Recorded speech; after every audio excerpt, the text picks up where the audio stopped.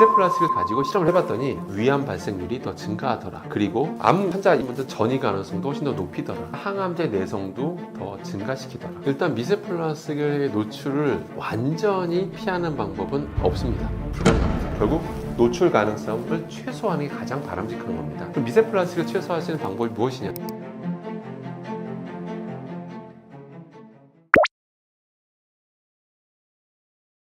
사실 미세 플라스틱의 발생 원인으로만 1시간 동안 얘기할 수 있을 것 같긴 한데, 근데 차근차근 좀 몇 가지만 핵심적인 걸 말씀드리면, 일단 플라스틱이 바다로 많이 지금 배출되고 있잖아야. 네. 우리야 뭐 분리수거 잘한다고 하지만 전 세계적으로 보면 또 그렇지도 않습니다. 지금 슬프게도 태평양 어디 한가운데 쓰레기섬, 플라스틱 섬이 생기고 혹시 들어보셨습니까, 피디님? 플라스틱 섬이 쌓이고, 플라스틱이 계속 쌓여서 그게 하나의 섬처럼 보이는 약간 그런 것까지 현상이 있을 정도로 지금도 플라스틱 쓰레기가 많이 바다로 배출되고 있습니다. 그 자체로도. 그게 시간이 지나면 어떻게 될까요, 여러분들? 서서히 분해가 되겠죠. 분해가 되면서 그게 다 미세 플라스틱이 되는 거고, 그게 바로 여러분 수산물로 넘어가는 겁니다. 근데 미세 플라스틱만 넘어가면 상관이 없는데, 또 그게 또 바다에 존재하는 약간 중금속들도 미세 플라스틱 잘 달라붙어요. 붙은 상태에서 수산물로 넘어가게 되고, 결국 그 상위 포식자에 또 우리한테 넘어오게 되는 거고, 그런 식으로 미세 플라스틱이 넘어오기도 하는 겁니다. 그럼 또 미세 플라스틱 또 발생된 원인이 또 다른 또 살펴보면요.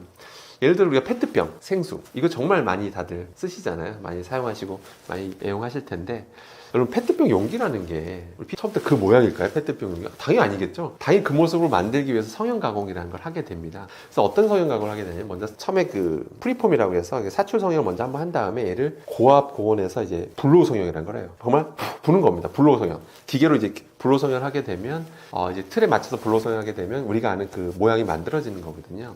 근데 이럴 때 무슨 일이 벌어지냐면, 이런 고온고압에서 노출되면 그 PET 소재라고 하는 게, 간단하게 말씀드리면 수분을 좀 미량이라도 머금고 있는 상태에서 고온고압이 가해지게 되면 조직이 좀 끊어집니다. 물론 우리 눈에는 안 보여요. 끊어진 상태에서 물을 담으면 어떻게 될까요? 조직이 끊어진 상태에서 물이 담기니까 조각이 떨어져 나오겠죠. 역시 눈에 안 보입니다. 다행히 눈에도 안 보일 정도 작은 조각들이 떨어져 나오게 되는데, 그게 바로 미세 플라스틱입니다. 또 최근에 또 그 해외 연구 결과 중에서 충격적인 게 있었는데요. 티백 중에서 플라스틱 삼각망 같은 거 다 본 적 있으시죠? 그것도 역시 뜨거운 물 부어서 실험해 보니까 어마어마한 미세 플라스틱이 발생해서 충격을 준 바가 있습니다. 어떤 해외 연구에서는 1마이크로미터 이하는 나노 플라스틱이라고 하거든요. 근데 나노 플라스틱이 뭐 억개, 수억, 1억 개 이상 그런 게 발견돼서 충격을 준 바가 있었습니다. 그러니까 어마어마한 양이 나오는 거예요. 그래서 그것도 왜 그랬냐면, 그 조직이 미세하게 끊어져 있어요. 그렇게 성형 가공하는 과정에서. 그 상태에서 뜨거운 물 붓게 되면 그 조각들이 떨어져 나오게 되면서 그게 바로 미세 플라스틱이다. 이렇게 보시면 되겠습니다.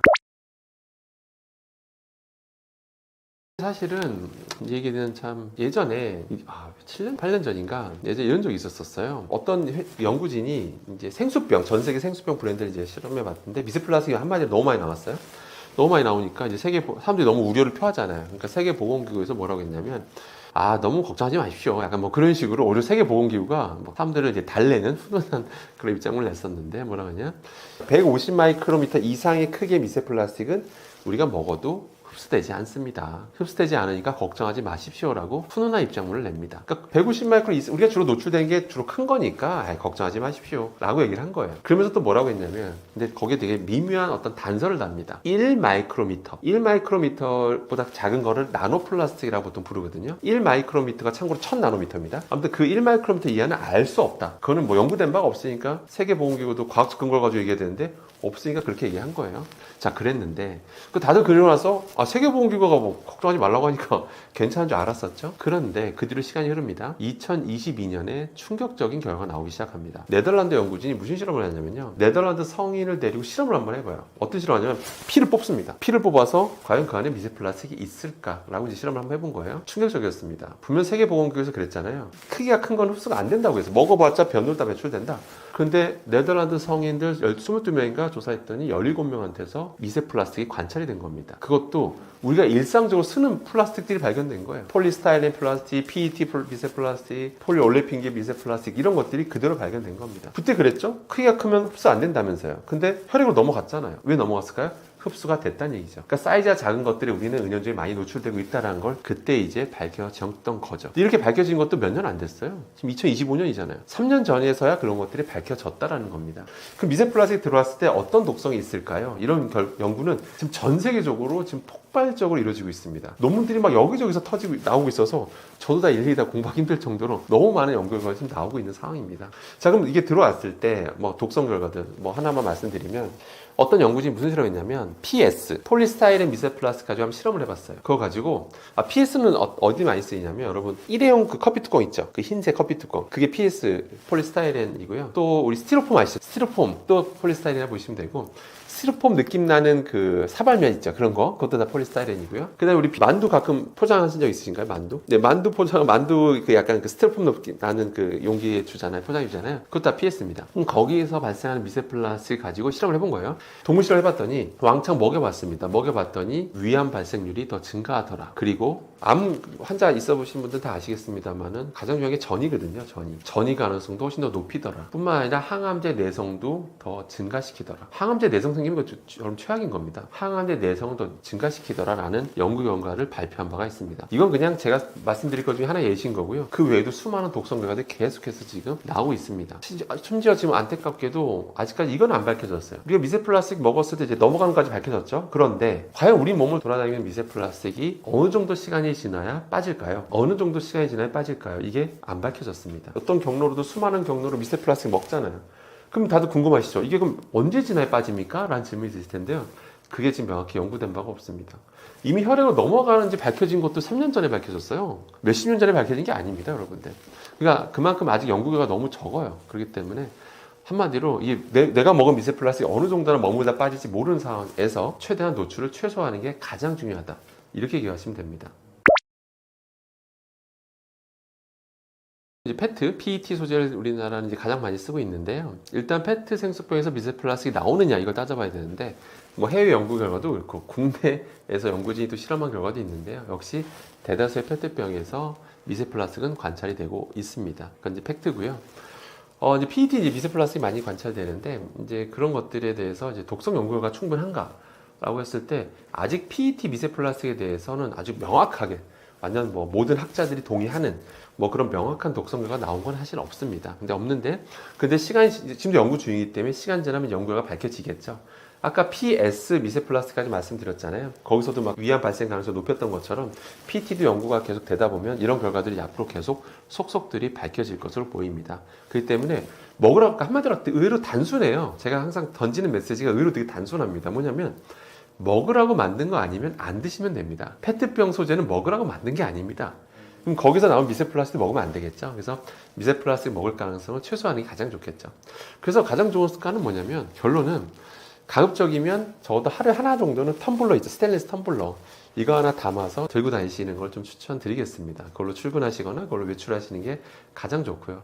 그래서 물이 떨어지면 뭐 주변 정수기에 물 담을 수가 없다면 그땐 사 드셔야겠죠. 목말라서 우리가 죽을 수는 없잖아요. 그죠? 그렇기 때문에 사용을 최소화하는 게 가장 바람직합니다. 어떻게 보면 사실 이 페트병이라는 게 또 소재가 재활용이 100% 되면 얼마나 좋겠습니까? 근데 그렇지 않고요. 예, 우리나라 이런 플라스틱 재활용률이 50%대인데요. 말이 50%대지 이게 태우는 것까지 다 포함해서 50%됩니다. 태우면 열이 발생하잖아요. 그러니까 열을 또 이용하긴 하거든요. 그러니까 그래서 이것도 재활용이다라고 보는 경우가 있긴 한데 엄밀히 태우면 환경물질 또 오염물질 나오잖아요. 그렇기 때문에 엄밀히 따지면 이런 태우는 걸 빼고 순수한 의미의 재활용률은 한 20%대로 보고 있습니다. 그렇기 때문에 플라스틱 사용은 최소화하는 게 가장 바람직합니다. 네, 환경부에서도 바라는 바고요. 네, 이걸 뭐 마음껏 쓰고 막 권장하고 이런 거 못 들어보셨을 겁니다. 무조건 사용을 최소화하는 게 제일 좋겠습니다.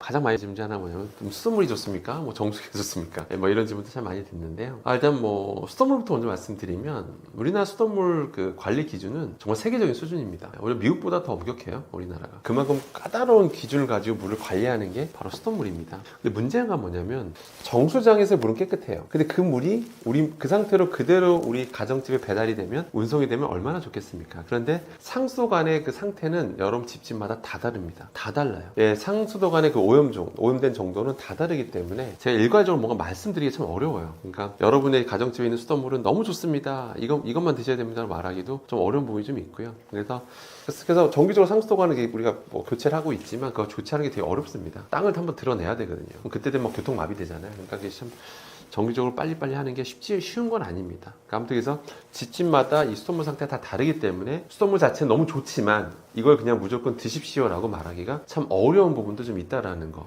그러니까 지진마다 수질 상태가 다르기 때문이다 라고 생각하시면 됩니다. 그래서 가장 좋은 것 중에 하나는 뭐냐면 수질 검사 한번 받아보시는 것도 좋아요. 그 지자체 연락하시면 예약하시면 직접 검사원이 옵니다. 와서 한번 수질 검사도 해주시거든요. 그래서 그런 검사를 받아보시는 것도 한 방법이겠습니다. 그래서 그 정도 통과하고 나면 그래도 음용수로서 적합하다 이렇게 보시면 될 것 같고요. 그 다음에 일반적으로 아마 정수기 많이 의존하실 텐데요. 사실 정수기라고 하는 거는 여러분 집에 가정용 쓰시는 정수기는 적어도 미세 플라스틱 측면에서 보면 대부분 다 거릅니다.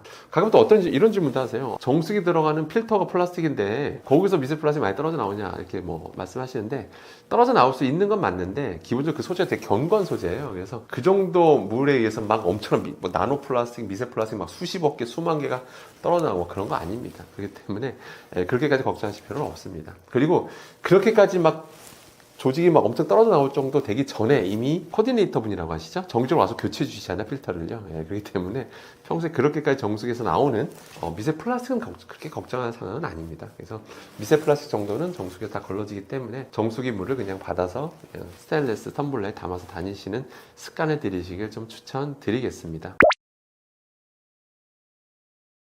브리타가 그러니까 해외 지금 미국에서 소송 중이에요. 참고로 소송 중이라는 게 성능 가지고 이제 논란이 있어가지고 이제 소송 중인데 그냥 결론 안 났습니다. 생각 안 났고. 근데 거기에 쓰는 필터도 종류가 여러 가지가 있어요. 브리타 필터도 뭐 그냥 일반 스탠다드 필터가 있고 뭐 엘리트 필터가 있고 막 이런 게 있고. 근데 우리나라 제품을 보면 달라요. 필터가 달라요. 그래서 알 수가 없어요. 그러니까 스탠다드 필터를 쓰고 있는지 엘리트 필터를 쓰고 있는지 알 수가 없고 홈페이지 들어가면 성능만 나와 있어요. 뭐 미세 플라스틱, 뭐 무슨 입자들, 미세 입자 숫자는 잠시 생각이 안 나는데 5mm인가 아무튼 뭐 어느 정도 입자는 뭐 이상은 걸러질 수 있다. 뭐 이런 뭐 얘기를 하고 있고요. 또 어느 뭐 저감 효과 얘기를 하고 있는데 정확히 몇 퍼센트 저감한다는 얘기인지 1% 줄여준다는 얘기인지 90% 줄여준다는 얘기인지 이건 뭐 정확히 그 수치로 공개를 안 하고 있어서 그래서 제가 차마 수치를 공개 안 하고 있는 회사에 대해서 이게 제가 이야기가 애매하긴 합니다. 그래서 제가 방송에서 뭐라고 했냐면 제 유튜브 영상에서 수치를 공개하면 제가 검증해 드리겠다. 제가 교차 검증해 드리겠다. 그러니까 예를 들어서 본인들이 예를 들어서 뭐 중금속을 90% 저감한다 라고 적어 놓으면 제가 실험실에서 직접 검증을 해보겠다. 근데 수치를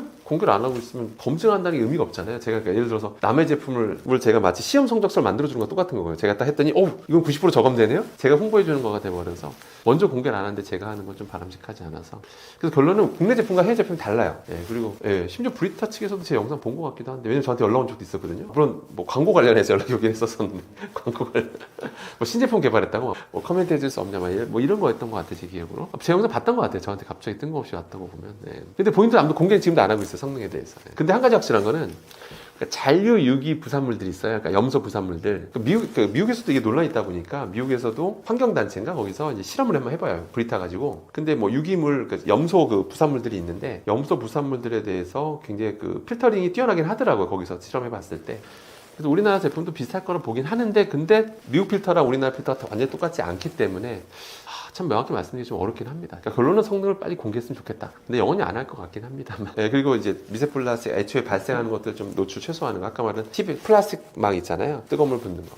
그러니까 플라스틱 망이 그래서 이제 아는 업체에서 PLA 플라스틱으로 만든 이런 삼각망으로 제품도 출시했는데요. 그러면서 미세 플라스틱 걱정하지 마십시오. 우리는 생분해성 플라스틱으로 만들었습니다. 이런 건 이제 홍보하기도 하는데요. 이건 이제 방송 내보낼지 마실지 한번 판단해 보시고요. 뭐냐면 이게 실제 옥수수로 만든 거 맞아요. 옥수수로 만들었으니까 이거 괜찮지 않을까 이렇게 생각할 수가 있는데 문제가 뭐냐면 역시 그걸 때 뜨거운 물 붓게 되면 이제 미세 입자들, 미세 플라스틱 나오는 건 맞는데 생분해성이니까 우리 몸에 들어왔을 때 다 분해되는 거 아니야? 라고 생각하실 수가 있는데 분해되는데 시간이 오래 걸립니다. 분해되는데 수주에서 수개월이 걸리기 때문에 돌아다니는 동안 그게 어떤 영향을 미치는지 명확히 밝혀진 바가 없어요. 실제 독성료가 나온 적도 있고요. 실제로 그 PLA 미세 플라스틱조차도 독성료가 나온 바가 있고요. 이게 돌아다니면서 혈관을 혹시라도 막는데 일조할지 말지도 하는지 안 하는지도 지금 연구가 충분히 안 돼 있고요. 명확하지가 않은 상태입니다. 그렇기 때문에 역시 PLA도 먹으러 만든 건 아닙니다, 여러분들.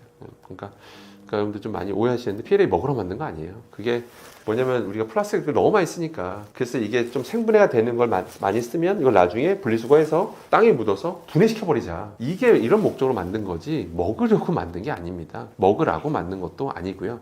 근데 참고로 제가 말씀드리면 그 PLA 생분해성 플라스틱을 환경부에서 친환경 인증을 취소하려고 했었습니다. 친환경 인증을 줬다가 최근 그걸 취소하려고 했었어요. 근데 업계에서 막 반발하고 생산한 공장도 이미 다 만들어졌는데 갑자기 친환경 인증 취소해버리면 난리가 나겠죠. 그래서 취소를 유예해버립니다. 그래서 지금도 여러분들은 편의점 가시면 비닐 받잖아요. 그러면 여기 보면 생분해성 비닐입니다라고 마크가 적혀 있을 거예요. 지금도 그렇게 쓰이고 있는 거예요.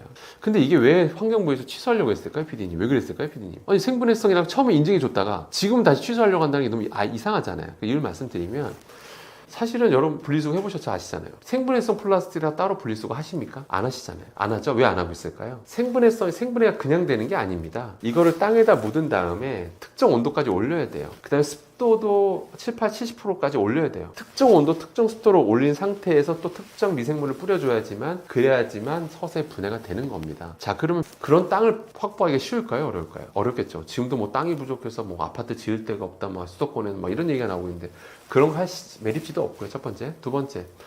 그 정도 온도를 올리고 그 정도 습도를 유지하는 것도 하나의 다 비용이죠. 그거 다 에너지입니다, 여러분들. 열을 만들려면 그 정도 온도까지 올리려면 전기를 쓰거나 뭐 해야 되잖아요. 가스를 태우거나 해야 되는데 그럼 그게 다 환경 오염입니다. 그러니까 친환경이라고 막 그렇게 분해하려고 했는데 정작 그런 걸 분해하는 과정은 전기를 쓰거나 이래야 되니까 그러니까 친환경을 보기가 어려운 거죠. 이러다 보니까 현실적으로 지게 않다라고 해서 결과적으로 환경부에서 친환경 인증을 취소하려고 했었던 거죠. 그런데 지금은 이미 그걸 믿고 다 생산업체들이 많이 우후죽순 많이 생겼는데 다 망하게 생긴 거예요. 그러다 보니까 그냥 취소를 유예하는 그런 일이 현재 대한민국에서 벌어지고 있는 겁니다. 왜 생분해성 플라스틱에 대해서 친환경 인증도 취소하려고 했냐면 일단은 별도로 분리수거 하고 있지도 않을 뿐더러 분리수거 해봤자 그 뭐 매립할 때도 없고 그러다 보니까 오히려 일반 플라스틱과 섞여서 버리잖아요. 그럼 오히려 이게 일반 플라스틱, 재활용 그나마 좀 되는 플라스틱조차도 이 생분해성 플라스틱이 이 재활용을 오히려 방해하더라. 또 별도로 그걸 또 다시 분리해야 되는 또 일이 또 생기는 거죠. 또 이게 혹시라도 오염돼서 이게 이로 넘어가 버릴 수도 있거든요. 혹시 분해돼서 이게 넘어가 버리게 되면 오히려 이 다른 일반 우리가 재활용하는 플라스틱의 재활용 률을 더 방해하더라. 그렇기 때문에 친환경을 취소하려고 했던 겁니다. 일단 미세 플라스틱의 노출을 완전히 피하는 방법은 없습니다. 아무리 생각해봐도 나는 미세 플라스틱으로부터 온전히 벗어난 삶을 살겠어 라고 마음 먹으면 불가능합니다. 왜 불가능한지 말씀드리면 기본적으로 어느 우리가 식품을 분석해봐도 수산물, 농산물, 축산물 하면 미세하게나마 조금씩 관찰은 됩니다. 그만큼 환경 오염됐고 그 다음 우리가 플라스틱을 많이 쓰면서 분해되는 과정에서 그렇게 또 식품은 오염되고 이러다 보니까 불가피하게 우리가 먹고 살아가는 삶 자체가 기본적으로 미세 플라스틱을 완전히 벗어날 수 없다라는 거 일단 그건 좀 염두에 두실 필요는 있습니다. 다만 모든 독성은 노출량과 노출 횟수와 관련이 있습니다. 우리 담배 술 딱 그거잖아요. 제가 담배 하루에 2갑 핀다고 해서 폐암 걸릴까요? 안 걸립니다. 절대 안 걸립니다. 제가 오늘 내가 소주에서 4병을 먹었어요. 제가 바로 간암 걸릴까요? 걸리지 않습니다. 근데 정부에서 왜 담배와 술을 조심하라고 하는 걸까요? 지속적으로 계속 유해물질에 노출되게 되면 몸에 문제를 일으키니까 그런 거죠. 앞서 말씀드린 급식 종사자분들 보십시오. 그 유해한 어떤 주방에서 발생하는 유해가스들, 유해물질을 계속 들이마시니까 하루 이틀은 괜찮죠. 근데 지속적으로 몇 년을 거쳐 들이마시니까 폐가 점점 다 이상해지셨던 거잖아요. 결국 노출 가능성을 최소화하는 게 가장 바람직한 겁니다. 그럼 미세 플라스틱을 최소화하시는 방법이 무엇이냐? 생활 속 습관들 살펴보게 되면 먼저 첫 번째로 일단은 우리가 식품에서는 아무래도 바다가 자꾸 미세 플라스틱으로 또 역시 오염이 많이 되다 보니까 수산물에서도 미세 플라스틱 오염도가 높아지고 수밖에 없습니다. 그렇기 때문에 여기 수산물 섭취는 조금 그러니까 섭취를 하지 말라는 게 아니라 섭취량은 좀 조절할 필요가 있다라고 이제 보실 필요가 있고요. 그 다음에 페트병 생수 좀 사용을 좀 자제하고 가급적이면 스테인리스 텀블러를 꼭 하나씩 갖고 다니시기를 좀 당부드리고요.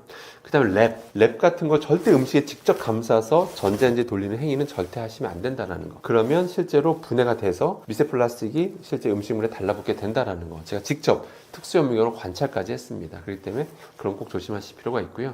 그 다음에 일반 폴리올레핀 계열, 그러니까 PE 소재가 비닐이 안전하다고 해도 거기다 음식물 담아서 냉동 보관한 다음에 꺼냈을 때는 바로 개봉하지 마시고 충분히 찬물에서 담가서 해동한 다음에 그 다음에 개봉하시게 되면 미세 플라스틱 노출 가능성을 줄이게 되고요. 그 다음에 또 여러분들이 이런 만두 용기 있잖아요. 만두 용기 스티로폼 느낌 나는 그게 바로 PS라는 소재인데 그럼 먹다 보면 은근 이렇게 자꾸 긁어요. 음식을 통해서 그러니까 표면을 긁게 되잖아요. 그렇게 되면 다량의 미세 플라스틱이 또 용출되고 우리가 또 먹게 될 가능성이 있는 거거든요. 또 그런 스티로폼 느낌 나는 용기 를 사발면 드실 때도 가급적이면 이렇게 좀 최대한 긁거나 그러니까 막 젓가락으로 표면 안을 막 긁거나 이런 가능성은 최소화하시는 게 그러니까 마찰이 일어날 가능성은 최소화하시는 게 가장 좋다라고 보시면 되겠습니다. 그리고 모든 제품들 그러니까 플라스틱 용기들 많이 쓰시잖아요. 실리콘 제품 플라스틱도 있고 PP, PE 이런 플라스틱 용기들 집에 다 하나씩 갖고 계실 겁니다. 근데 그런 것들을 여러분들이 꼭 명심하셔야 될 게 영구적인 제품이 아니라는 겁니다. 육안선으로 보면 멀쩡해 보이거든요. 그런데 그래서 왠지 이게 구멍 날 때까지 써야 될 것 같고 그래야지만 내가 환경을 지키는 것 같지만 근데 안타깝게도 우리가 직접적인 당장의 미세 플라스틱 노출을 최소화하려면 이거는 주기적으로 교체해야 되는 제품이라는 거 꼭 명심하셔야 됩니다. 그래서 사람마다 사용 환경이 다 다르기 때문에 일괄적으로 말씀드릴 수는 없지만 적어도 흠집이 육안으로 딱 봤을 때 흠집이 좀 눈에 띄게 많아졌다. 그러면 미련 없이 그냥 교체해서 쓰시는 게 좋습니다. 그렇게 되면 그렇게 눈에 띄게 흠집이 많아질 정도면 실제로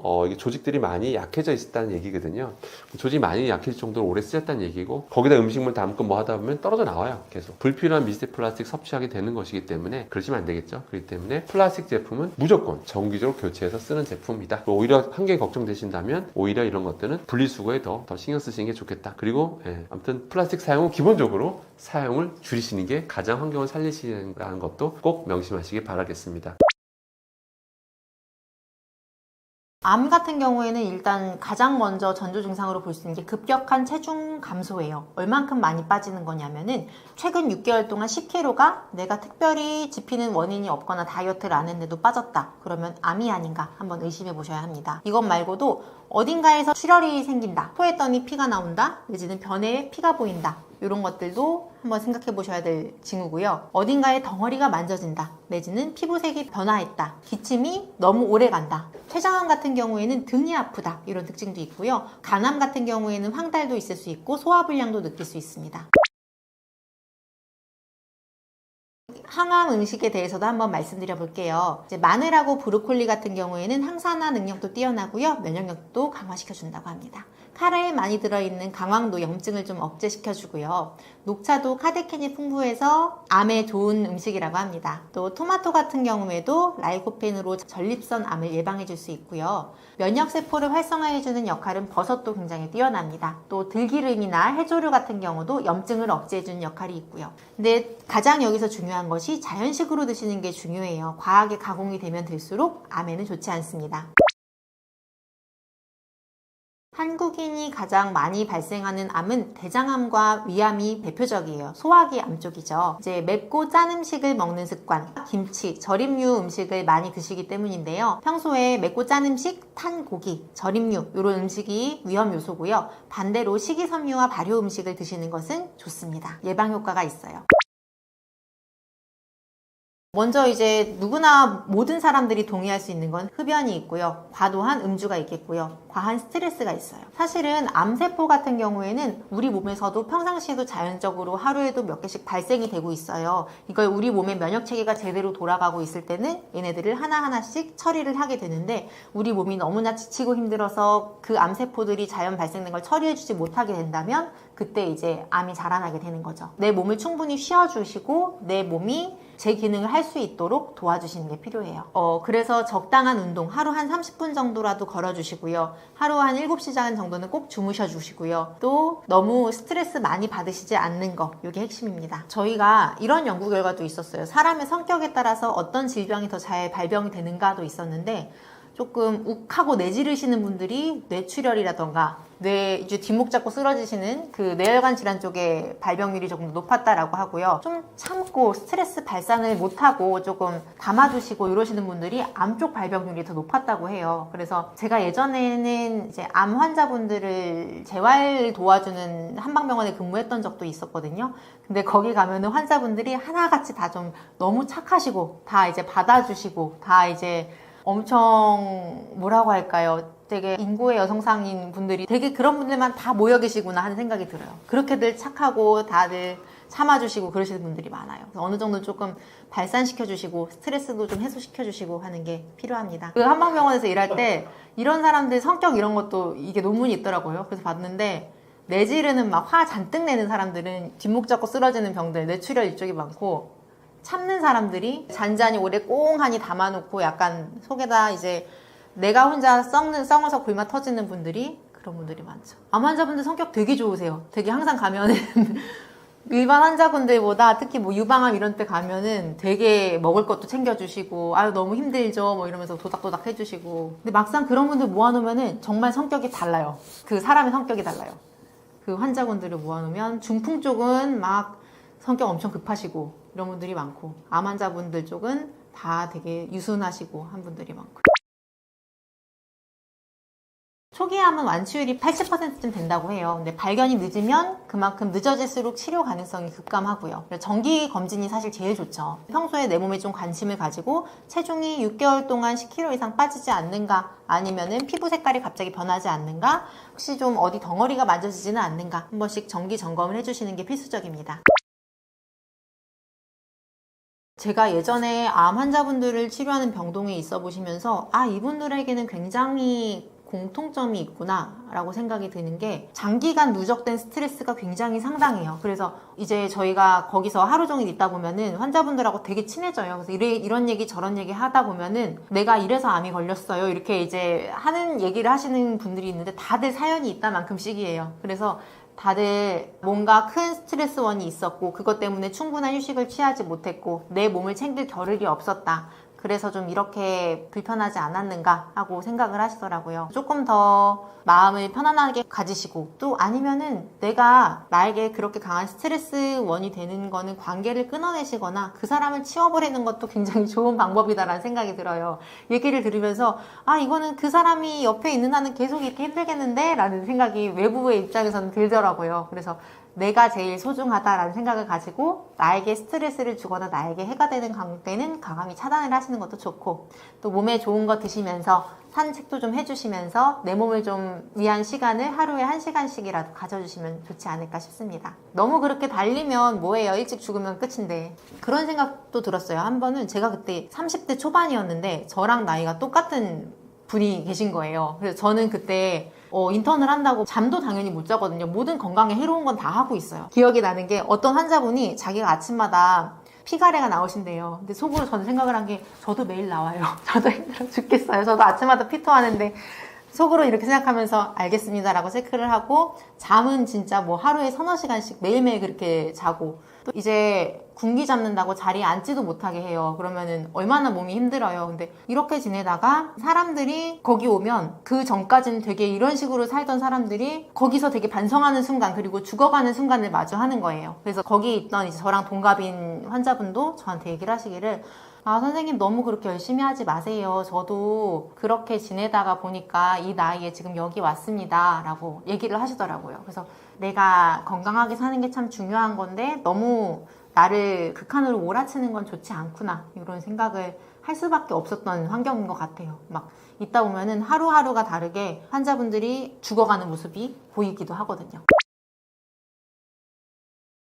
근데 사실은 환자분들이 어딘가 아파서 한의원에 오시잖아요. 그럼 얘기를 해보면 스트레스가 굉장히 강하게 있으시고요. 다들 그게 뭐 때문이에요 라고 얘기를 해줄 수가 있어요. 저한테 막 들어보면, 뭐 예를 들어서 뭐 시어머니부터 해서 가족관계, 뭐 아버지와의 문제, 아니면 직장 상사와의 문제, 이런 게 있는데, 저는 너무 내가 모든 순간에 다 참고 이렇게 하면 언젠가는 결국 폭발하고, 그게 내 몸 내부에서 그렇게 되든지 바깥으로 되든지 언젠가는 한번 폭발하는 것 같아요. 그래서 이 사람과 지내는 게 나에게 엄청난 고통이다 라고 생각이 되면, 그런 관계에선 한 발 물러서는 것도 좋지 않을까 하는 생각이 들어요. 내가 이 직장에서 나와서 이 직장에서 내가 이 사람하고 이제 지내면서 그렇게 힘들게 보내지 않아도 다른 직장에서 더 잘 될 수도 있는 거고, 그래서 결국 그 환자분은 부모님과 연을 다 정리하고 나를 이제 등본상에서 보지 못하고 완전히 차단을 한 후에야 병이 괜찮아지신 분들도 있고 다양해요. 근데 이게 스트레스를 받지 마세요라고 말로만 하는 거는 되게 쉽지 않고, 그 관계를 좀 쳐내는 게 필요한데, 그런 분들도 실제로도 있어요. 시어머니가 돌아가시니까 이제 괜찮아지고 그러는 분들, 평생을 앓았던 불면이 이제 괜찮아졌대요. 어떻게 해요? 하니까는 시어머니 돌아가셨어요. 이런 경우들도 있고, 결국은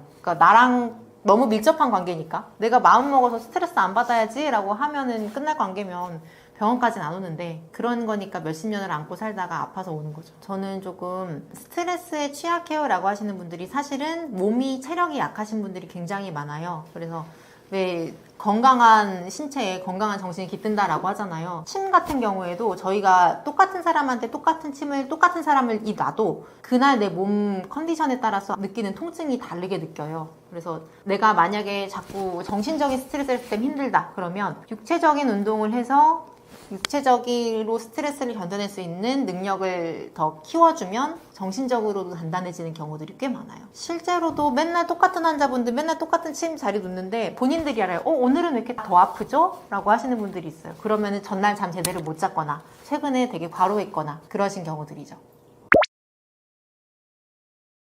암은 정말 왜 생기는 걸까요? 그리고 우리가 암을 이거를 완치시킬 수 있느냐. 참 부정적인 얘기를 잘 안 드리는 강연자고 저자긴 한데요. 제가 지금 40대 중반이니까 한 인생의 절반을 살았다고 보면 10세에서 100세, 자 50년 정도 남았는데 그때까지도 암은 정복하기는 어려울 거다. 이 제약회사 구조는 안 바뀔 거라고 보거든요. 이미 1970년, 80년대에 미국에서 수십조의 돈을 암 정복을 위해서 붓고 나서 내린 결론은 현대의학으로서 인류는 암은 정복하기는 어렵다. 결론은 났습니다. 그러고 나서 어떻게 전환이 됐냐면 식생활 습관이 바뀌어야 된다는 결론을 얻었어요. 근데 지금도 식생활 습관에 강조되는 건 돈이 안 되기 때문에 여러분이 접하기가 어렵습니다. 계속 치료법만 나오죠. 어떤 치료법? 병원이 돈을 벌 수 있는 치료법. 제약회사가 돈을 벌 수 있는 치료법들만 나올 수밖에 없어요. 그래서 현재 제약회사, 즉 전체적인 제약 매출의 1위부터 10위까지 대부분이 항암제, 그 다음 뭐 자가면역질환제, 현재 그리고 최근 들어서 급상승하고 있는 게 당뇨치료제. 여기에 이제 당뇨약으로 어부지리로 얻기 시작했던 비만 치료제, 이런 것들로 다 이루어져 있단 말이에요. 결국 다 뭐냐? 약물이죠. 많은 돈을 들여서 우리가 사야 되는. 하지만 이 암은 우리 현재 즉 1900년대에 등장했던 건 아닙니다. 이미 인류 문명이 시작되기 때부터 뭐 그리스 로마 시대 그리고 우리나라에서는 단군 할아버지 시대, 왜냐면 문자가 기록되기 시작할 때부터 인간에 대한 해부와 인체 생리학은 시작됐기 때문에 기록이 되어 왔어요. 그래서 재밌는 건 세가 넘은 건강한 몸에서도 암세포는 발견이 된다라는 겁니다. 이걸 여러분이 아셔야 돼요. 그러니까 수천 개의 암세포가 매일 우리 몸에서는 생겨난다. 그런데 뭐에 의해서? 면역 시스템에 의해서, 균형에 의해서 이게 사라졌다, 생겨났다를 반복하는데 이 면역력이 균형이 무너지고 외부 자극에 의해서 어떠한 특정 요인에 의해서, 근데 현재 그런 것들은 한 5% 정도밖에 되지 않고, 많이 잡아도 10% 정도밖에 되지 않고, 나머지 아주 60, 70% 많게는 90%까지는 후천적으로 오랜 동안 주어진 생활 습관이나 식생활에 의해서 주어진다, 생긴다. 즉 암세포가 계속 분열돼서 3cm 이상 자랐을 때 CT나 MRI로 이게 추적 관찰이 되기 시작했다. 그러니까 예전에는 무조건 수술, 떼내면 된다라고 생각을 한 거죠. 그리고 항암요법, 방사선, 현재 이게 표준 3대 요법입니다만 모두 다 암을 완치할 수는 없다. 그래서 완치라는 말은 더 이상 쓰지 않는다, 의학계에서도. 다만 지켜본다. 그래서 5년 생존율도 더 이상 의미가 없는 게, 유방암이 5년 완치됐더니 그 다음은 자궁암이 전이 돼가지고 나오고, 자궁암 또 했더니 그 다음은 또 뭐 방광암이 생기고, 이렇게 돼서 결국에는 20, 30년 동안 암 투병만 하다가 생을 마감하는 경우가 이미 너무나 많은 통계가 드러났단 말이에요. 그런데 반대로 저는 계속 말씀드리죠. 현대의학이 제시하는, 물론 통합의학이라는 이름으로 시작됐고, 뭐 전인의학, 제가 개인적으로는 가르침을 많이 받았던 전인의학에 대해서, 즉 몸과 마음에 대해서 하는 병원들도 있고 의사들도 있습니다만 이것은 1% 정도에 불과하다고 저는 보고 있고요. 나머지는 제약회사가 공급하는, 그래서 그 논리의 자본주의, 산업주의, 의료 산업에 의해서 돌아가는 구조 속에서는 암은 완치가 안 됩니다만, 자연 치유력에 중점을 집중하고 했던 많은 과학자, 의료인들이 이미 그 데이터를 쌓아놨단 말이에요. 정말 많은 곳에서. 그래서 제가 항상 강조드리는 미국의 메이오 클리닉이라든지 MD 앤더스 암센터도 그래서 자연 치유력에 대해서 높이 봅니다. 그래서 한약을 같이 병용 투여하기고요, 항암 환자들에게. 근데 우리나라는 한방 분과가 아예 국립암센터에 들어가지도 못해 있어요. 아직까지도. 당연히 병원 가면 한약 먹으면 안 된다, 몽산 먹으면 안 된다.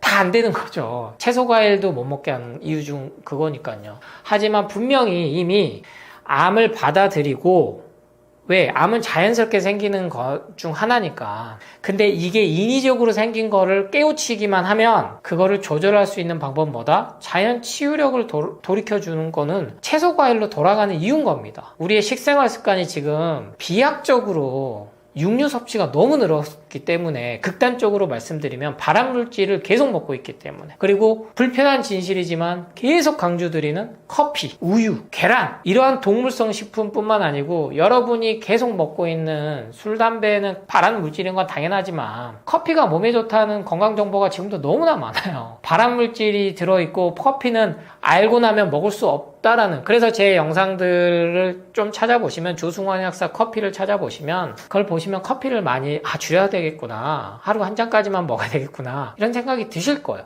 그것만 해도 바뀝니다. 그것만 해도 매일 생기는 그 싸움을 갖다가 우리가 면역력, 즉 백혈구, 적혈구, 혈소판, 혈장, 이런 애들의 힘을 늘려줄 수가 있어요. 실은 암세포는 자기 일을 하는 거거든요. 그래서 이 암을 너무 싸워야 될 대상으로, 제거해야 될 대상으로 생각하시면 안 되고, 매일 내 몸에 생겨나서 어느 정도 역할을 하고 사라지는 애들, 세포는 계속 생성되고 사라지거든요. 그래서 인간의 몸은 평균 60조기에서 100조기의 세포가 있는데, 그리고 혈액 정말 중요하죠. 이 혈액이 약 100일에서 120일 정도 되면 계속 생성이 되는데 사라지고, 골수, 뼈도 마찬가지고요. 그러니까 그 과정에서 암세포도 그 많은 세포 중에 하나로서 생겨났다 사라지는 거다. 그래서 죽었을 때, 내가 죽을 때도 정말 특별히 아픈 것 없이 죽었어도 내 몸엔 암세포가 있을 수 있는구나 라는 관점을 먼저 잡아보신다면 반드시 완전 치유하실 수 있다라는 말씀을 드립니다.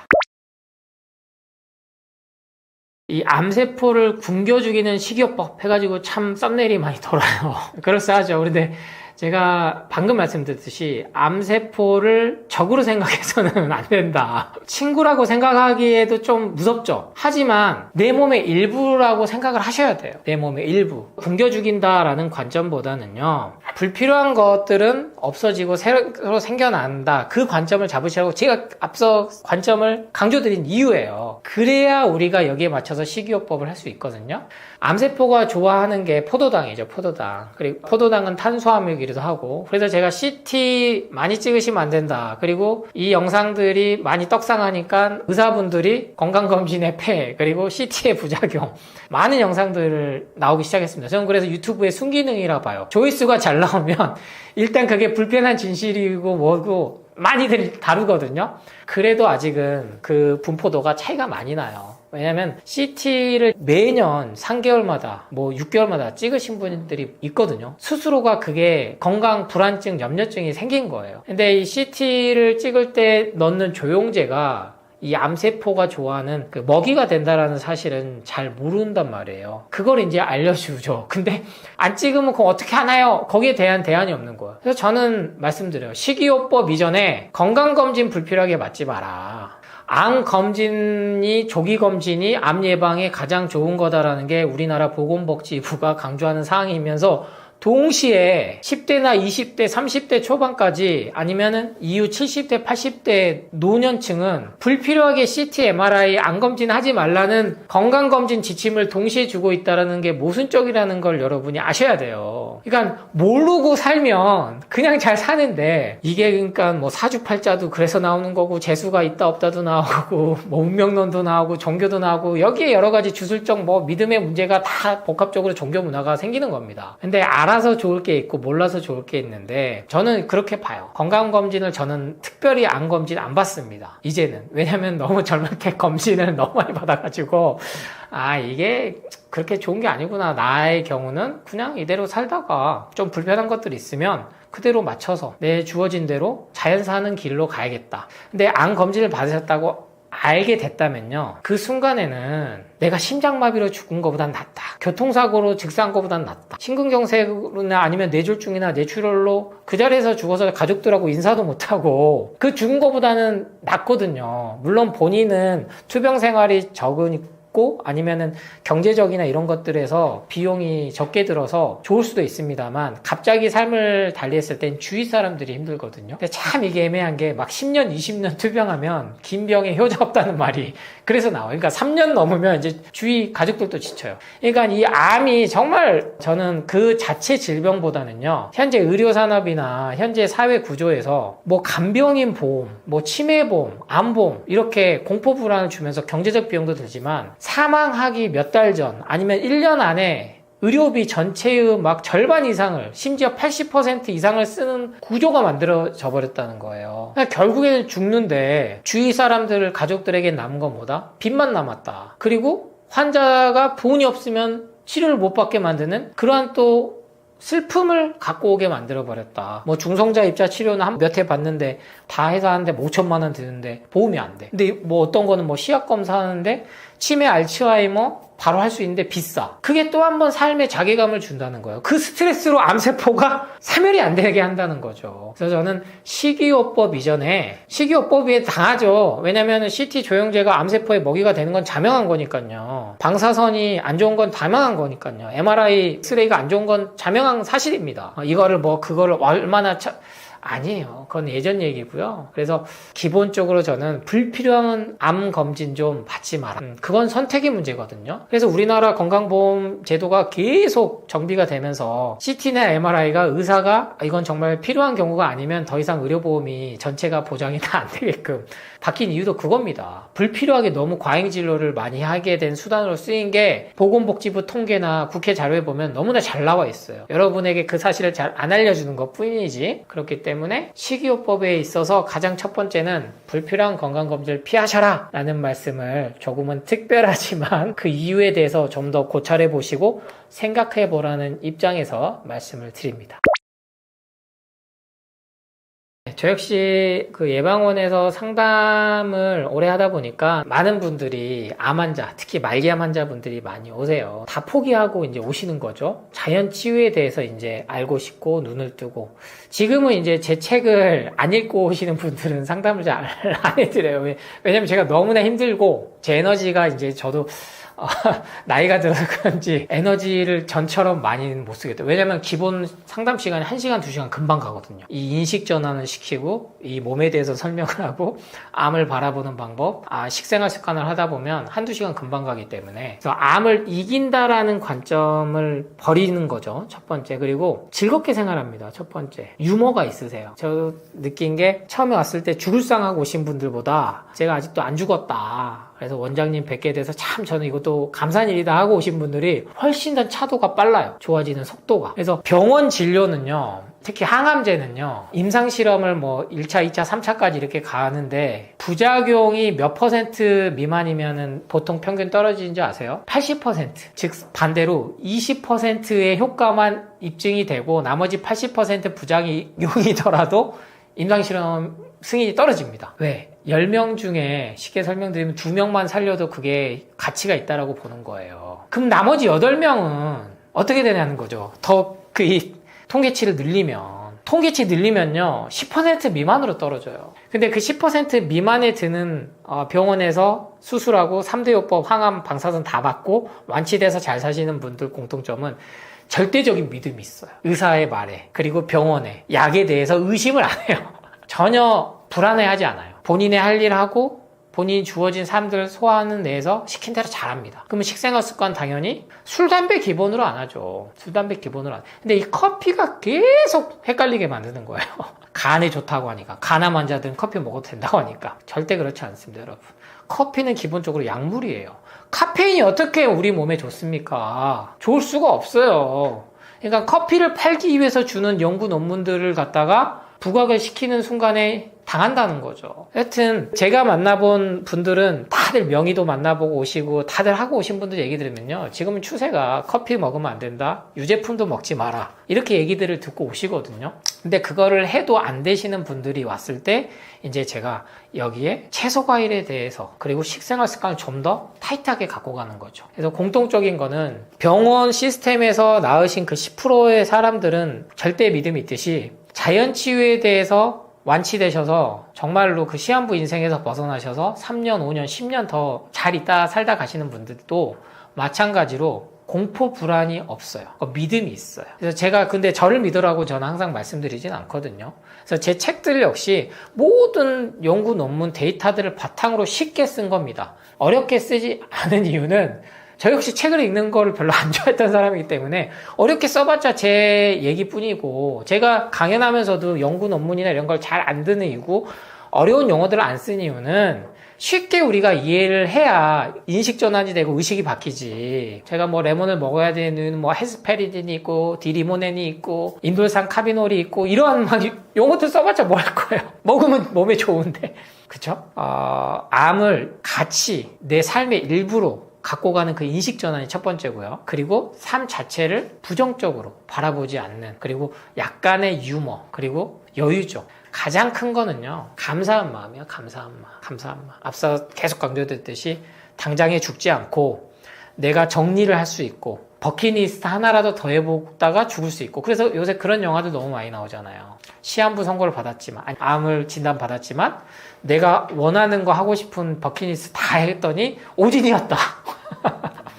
근데 이미 건강을 찾은 거예요, 이 사람은. 근데 반대인 경우 내용도 많아요. 원래 건강했는데 오진으로 인해서 그 스트레스로 실제 암이 생겼고 급성 백혈병이나 급성 뭐 심장암이나 심부전증으로 인해서 사망하는 경우도 실제로 데이터들이 너무나 많이 쌓이고 있다. 그래서 현재 이 영상을 보시는 암 한우들, 아니면 암 한우들 가족분들이 이 영상을 보신다면 방법보다는 마음가짐, 그래서 제가 계속 말씀드리는 삶에 대한 태도를 바꿨을 때 암도 충분히 극복할 수 있고 100살, 120살까지도 암 진단을 받고도 살 수 있다라는 분명한 요인이 밝혀졌다는 것을 말씀드립니다.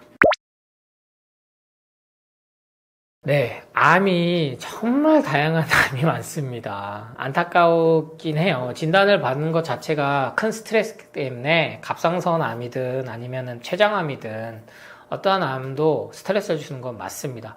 그러다 보니까 뭐 각각의 상황 중인, 뭐 항암 중이신 분, 방사하신 분, 수술하신 분, 아니면 유방암 환자, 아니면 간암 환자, 다 원리가 같아요, 여러분. 그래서 저는 방법은 다 이렇게 다르지 않다. 오장육부라는 게요, 따로따로 떼놓고 생각할 수가 없습니다. 특히 우리 여성분들은 자궁이라는 가장 강력한 림프 시스템이 있기 때문에 심지어 자궁을 드러내더라도 나머지 기관들이 그 역할을 하도록 돼 있어요. 그게 우리 인체가 가진 가장 신비하면서도 가진 힘입니다. 자연 치유력이에요. 그러니까 예전에는 뭐 회복이 안 된다, 간은 뭐 재생이 안 된다 그랬지만 의학이, 기술이, 과학이 다시 정정되고 오류가 수정되면서 현재는 간 이식도 하고 콩팥 이식도 하고 여러 가지 외과 수술이 발전한 이유거든요. 그래서 너무나 방법론 쪽에 치우치지 마시고, 저도 그러한 맥락에서 계속 책을 써왔던 이유도 채소과일식 레시피 책만 해도 실천을 하셔도 돼요. 누구나 실천을 그 책을 보시고 하셔도 무방하다. 왜? 기본이니까. 어느 날은 채소과일식을 생으로도 드시고, 어느 날은 삶아서 데쳐서 먹고, 어느 날은 갈아서도 먹고, 어느 날은 착즙해서도 먹고, 또 어떤 날은 고기가 먹고 싶으면 좀 어느 정도 먹고. 다만 병원 치료 받다 보면 아무것도 안 먹으면 에너지가 없어서 그거를 약물로 대체해 줄 수는 없기 때문에 튀긴 거라도 먹어라, 아니면 고기라도 먹어라, 일단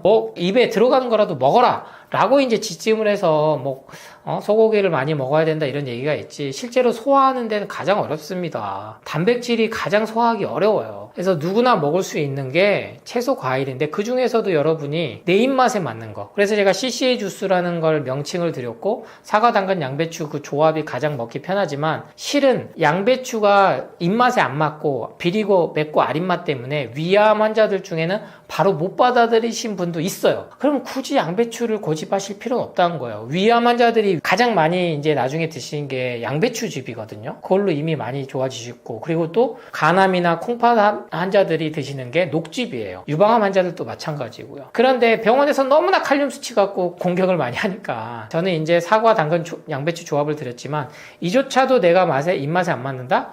그러면 양배추 좀 빼서 사과, 당근만 주스로 해서 드셔보시다가 양배추를 조금씩 넣어야죠. 제가 이제 비율은 뭐 사과, 당근 2대1대1 해서 양배추 비율을 드렸습니다만 8분의 1 정도 넣어봤다가 나중에 4분의 1로 이렇게 늘리면서, 그래서 레시피라는 게 또 다른 갇힌 틀을 주는 거라고 저는 말씀을 드려요. 하지만 방법론에서 조금은 가이드라인이나 찾을 수 있는 기준을 세울 수 있는 효과도 있기 때문에 저도 이제는 드린 것 뿐이고, 내 상황에 맞춰서 내가 잘 먹을 수 있고 잘 마실 수 있는 거는 내가 가장 잘 알거든요. 그러니까 기본적인 치료를 받으시는 와중에도 믿음을 갖고, 왜? 가장 먹어야 될 거는 채소과일식이다. 그것만 통해서도 영양분 에너지가 충분히 된다. 뭐 채소과일식 하면은 뭐 비타민 12가 안 되고 단백질 흡수율이 낮고 그렇지 않아요. 그렇지 않다는 게 이미 다 확인이 됐기 때문에 그 믿음을 좀 갖고 실천을 조금은 편하게, 마음에 너무 강박이나 집착 갖지 마시고 해보시기 바랍니다. 이거는 누가 억지로 시킬 수도 없고 의사도 책임질 수가 없기 때문에 쉽게 혈압약이나 당뇨약 끊어라 마라 할 수가 없는 거거든요. 근데 결국에는 모든 선택에 대한 책임은 내가 져야 된다. 본인이 져야 된다. 그 사실을 인지하시고 한번 실천해 보시기 바랍니다.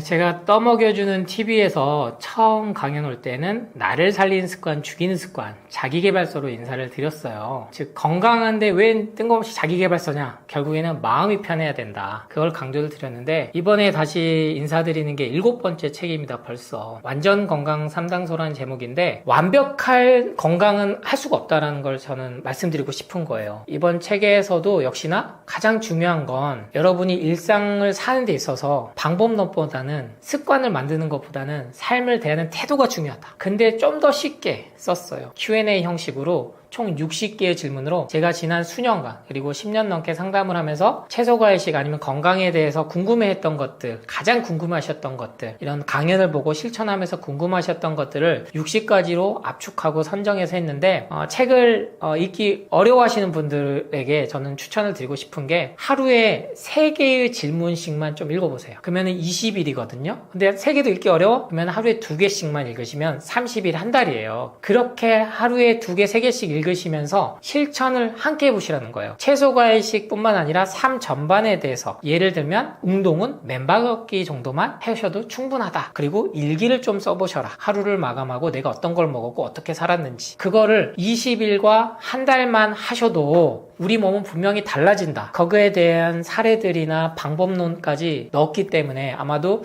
제 건강서적에서는 종합편이라고 볼 수가 있습니다. 그래서 이 30일이 되고 나면 60일, 90일, 그래도 그 다음은 결국에는 1000일, 3년이라는 시간이 걸려요. 그러니까 너무나 조급해하지 마시고, 나 채소과일식 실천했는데 왜 바로 안 돼? 나 다시 카니보, 육식 먹는 거 해볼래. 이것도 해도 안 돼? 나 다시 기능의학처럼 강조하는 영양제로 한번 해볼래. 너무 성급하게 조급하게 선택을 안 바꾸셨으면 좋겠어요. 저는 절대 여러분이 약물을 드시면 안 됩니다. 수술을 하면 안 됩니다. 뭐 건강검진 무조건 받으시면 안 됩니다. 이렇게 말씀드린 게 아니에요. 그런 걸 하는 와중에 가장 기본이 채소과일식을 바탕으로 하시면서 하시고 싶은 것, 드시고 싶은 것만 해도 충분히 건강하게 지내실 수 있는데, 그 건강의 기준을 뭘로 잡아라? 완전한 걸로 잡아야 된다. 완벽으로 잡으니까 우리가 계속 강박과 집착에 시달리고 소비 마케팅에서 벗어날 수가 없어요. 계속 끌려다닙니다. 그거는 모든 사회 전반 분야에 돼 있는 거거든요. 그러니까 이거는 우리가 정말 외딴 무인섬, 무인도에 들어가서 살지 않는 이상은 벗어날 방법은 없기 때문에 그 삶을 살아가는 원리와 그리고 삶을 대하는 태도를 한 번쯤은 이 책을 통해서 앞선 여러 가지 책들도 있지만 이 책 한 권이면 충분히 궁금한 것들 그리고 실천하는 것까지 잡으실 수 있고, 그리고 이미 기존에 채소과일식 잘하고 계신 분들 역시나 더욱더 궁금한증이 해결돼서 주위에 자신있게 나누고 전파하실 수 있으리라 생각합니다. 저는 결국엔 사람이 사는 거는 행복하게 사는 건데, 나만 행복하면 그거는 좀 부족해요. 그래서 결국에는 주위와 나누고 그 행복을 더욱더 극대화했을 때 그건 결국엔 뭐다? 사랑하는 마음으로 했을 때 하루하루 감사하게 그리고 긍정적으로 살 수 있다. 그런 목적에서 이번 떠먹여주는 TV에서 강연 영상도 긍정적인 마음으로 응원 댓글과 구독과 좋아요, 알림을 해주시면 감사드리지, 네가 뭘 아는 뭘 알아, 이렇게 부정적인 댓글 쓰면 그 몸에 고스란히 부정적인 기운이 나한테 온다라는 것까지 꼭 기억하시면서 웃자고 한 얘기니까요. 웃으시면서 이 강연 영상 잘 마무리하셨으면 좋겠습니다. 최고의 치유는 예방입니다. 감사합니다.